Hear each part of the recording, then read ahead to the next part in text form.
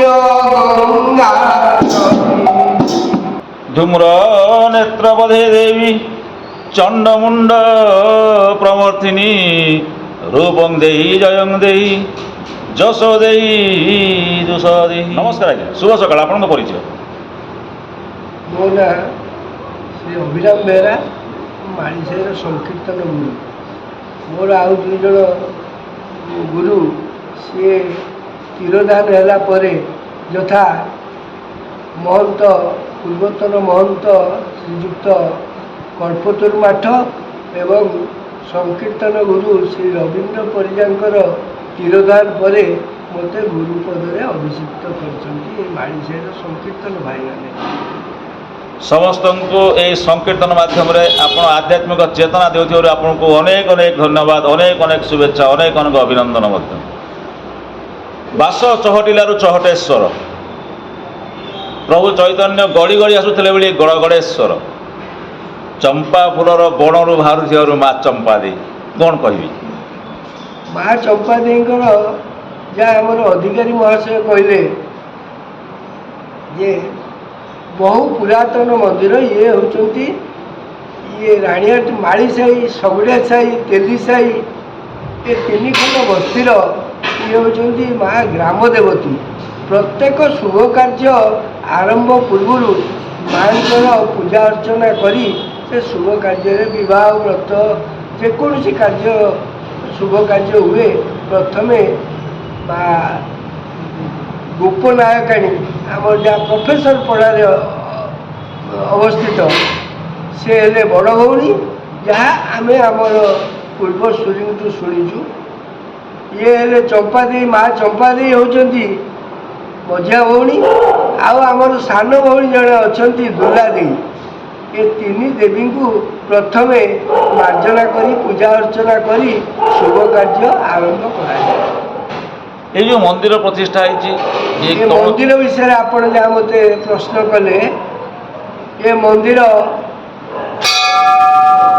केतोटी आमर कुशली कारीगर द्वारा गोटे बौल गछ मूल औषध गछ मूल ये थिले मंदिर नथिला कालक्रम गोटे छोटिया मंदिर है।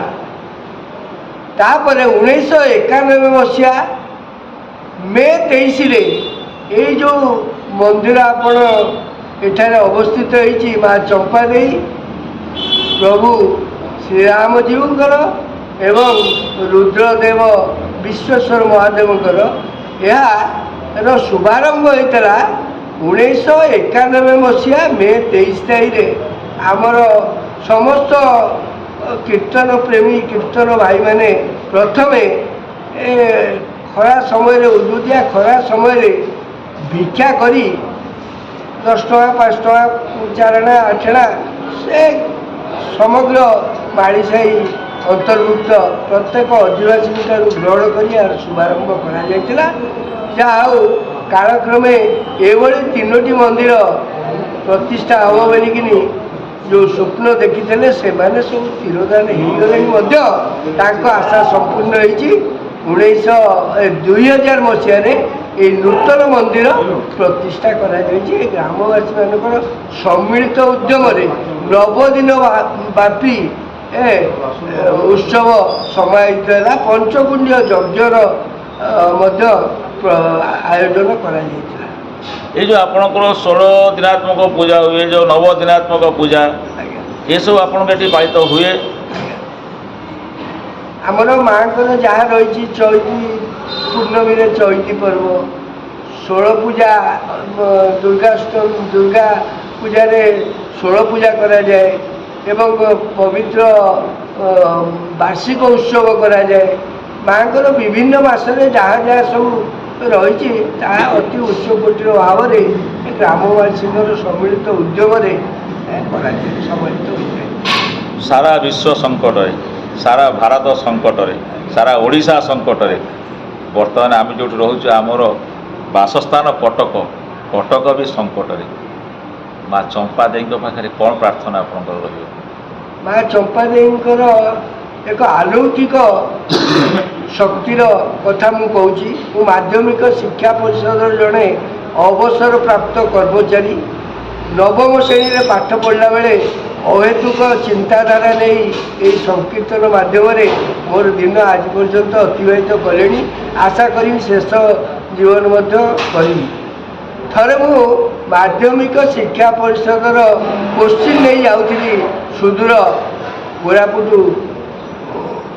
ଅଭିମୁଖେ। ତ ଯାହା ହଉ ସୁଚାରୁ ରୂପେ କୋଶ୍ଚିନ୍ ବଣ୍ଟନ କଲା ପରେ ମୁଁ ଫେରିବା ସମୟରେ ନାରାୟଣପାଟଣା ପାଖରେ ମୋତେ କେତେକ ମା' ବାବା ଯେ ଘେରିଗଲେ ମୋ ଗାଡ଼ିକି।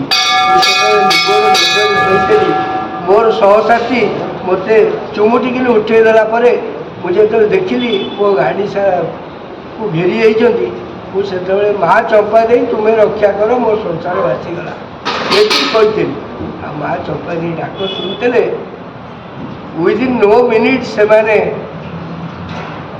ଗାଡ଼ିକି ଛାଡ଼ି ଦେଇଥିଲେ। ଆଉ ମୁଁ ଆସିକିରି ହରେ ରାମ ରାମ ରାମ ହରେ ହରେ ହରେ କୃଷ୍ଣ କୃଷ୍ଣ କୃଷ୍ଣ ହରେ ହରେ। ଅଭିଜ୍ଞ ଆପଣଙ୍କ ବୟସ ଅନୁସାରେ ଜଣାପଡ଼ୁଛନ୍ତି ଜାଣେ ଅଭିଜ୍ଞ ସଂକୀର୍ତ୍ତନ ମଣ୍ଡଳୀର ଆପଣ ଅଧିକାରୀ ନିଶ୍ଚିତ ଭାବରେ ହେଇଥିବେ।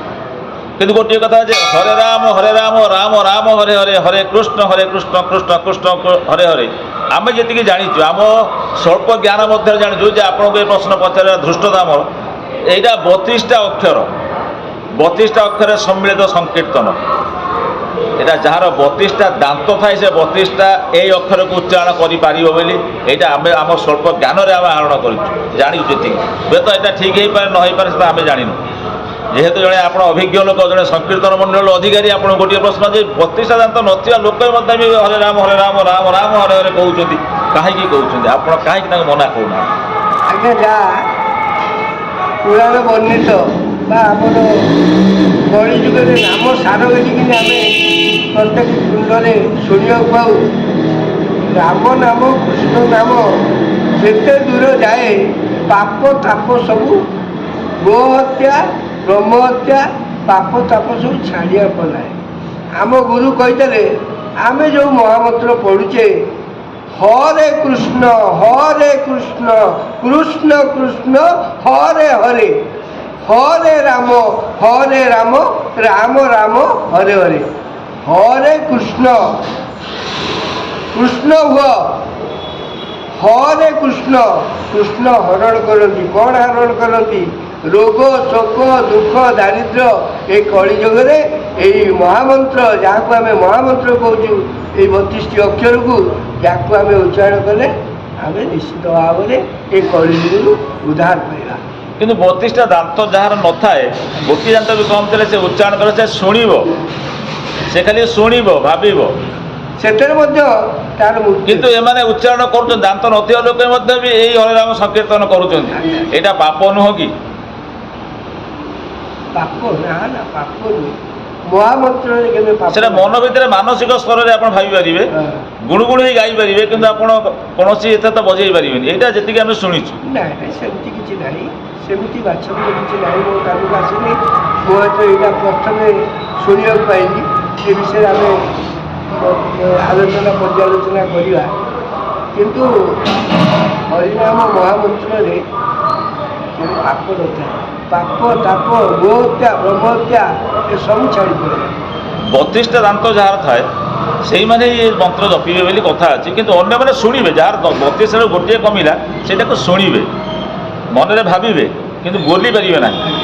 এইটা ଯାହା ଆମେ ଶୁଣିଛୁ, ଆମ ସ୍ୱଳ୍ପ ଜ୍ଞାନରେ ଆମେ ଯାହା ଜାଣିଛୁ, ଏଇଟା ଠିକ୍ ନା ଭୁଲ ମୁଁ ଜାଣିନି, ସେଇଟା ଆପଣଙ୍କଠୁ କ୍ଲିୟର କରିବା ପାଇଁ ମୁଁ ଚାହୁଁଛି। ମୁଁ ବି ଜାଣିନି ଏ ବିଷୟରେ କହିପାରିବି, କିନ୍ତୁ ନିଶ୍ଚିତ ଭାବରେ ଆଲୋଚନା ପର୍ଯ୍ୟାଲୋଚନା ଭିତରେ ଆମେ ଏହାର ବିଶେଷ କାରଣ ଏଇଟା କଳିଯୁଗର ମହାମନ୍ତ୍ର। ଆଜ୍ଞା କାରଣ କଳିଯୁଗରେ ବର୍ତ୍ତମାନ ଯେତେବେଳେ ଧର୍ମ ସଂକୁଚିତଙ୍କ ତପୋ ବୀରହିତଙ୍କ ସତ୍ୟଙ୍କ ଦୂରଙ୍ଗ ତାଙ୍କ ଲୋକ ଧର୍ମହାତା ଜିଜାଶ୍ଚ ଲୋଭିତା ନାରୀ ବସା ମାନବା, ସେହି ସମୟରେ ଆମକୁ ବଞ୍ଚିବା ପାଇଁ ଗୋଟିଏ ମନ୍ତ୍ର ଇଏ ହେଉଛି, ଏଇ ତାରକ ବ୍ରହ୍ମ ମନ୍ତ୍ର ହେଉଛି ହରେ ରାମ ରାମ ରାମ ହରେ ହରେ।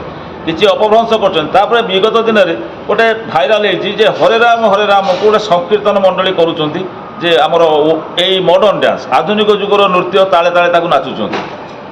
ସେଟା କେତେ ଦୂର ଠିକ୍ କେତେ ଦୂର ଭୁଲ? ଅପଭ୍ରଂଶ ଏ କଳିଯୁଗରେ ଯାହା କରିବ ତୁରନ୍ତ ପାଇବ। ପୁଣ୍ୟ କଲେ ପୁଣ୍ୟ ପାଇବ, ପାପ କଲେ ପାପ ପାଇବ। ତେଣୁ ଆମେ ଜାଣିଶୁଣି ଯଦି ଆକୁ ଅପଭ୍ରଂଶ କରୁ ତାହାର ପାପ ଆମେ ପାଇବୁ। ଆଉ ଯିଏ ଭକ୍ତି ଚିତ୍ତରେ ପ୍ରଭୁଙ୍କର ନାମ ସଂକୀର୍ତ୍ତନ କରୁଛନ୍ତି ସେ ତାଙ୍କର ଇଏ ପାଇବେ ବିଭିନ୍ନ ପ୍ରକାର ବିଭିନ୍ନ ଇଏ। ସମସ୍ତେ ଏଇ ଆଧ୍ୟାତ୍ମିକ ଆମ ସନାତନ ଧର୍ମକୁ ମାଡ଼ି ବସିବା ପାଇଁ ଆପଣଙ୍କର ଚିନ୍ତାଧାରା କ'ଣ ରହୁଛି? ମୋର ଚିନ୍ତାଧାରା ହେଉଛି ସନାତନ ଧର୍ମ ସୃଷ୍ଟିର ଆବାହମାନ କାଳରୁ ଯେଉଁ ଯୁଗ ସୃଷ୍ଟି ହେଲା ଆବାହମାନ କାଳରୁ ସନାତନ ଧର୍ମ ଥିଲେ, ସନାତନ ରହିଛି ଏବଂ ସନାତନ ରହିବ। ସନାତନର ପତନ ନାହିଁ।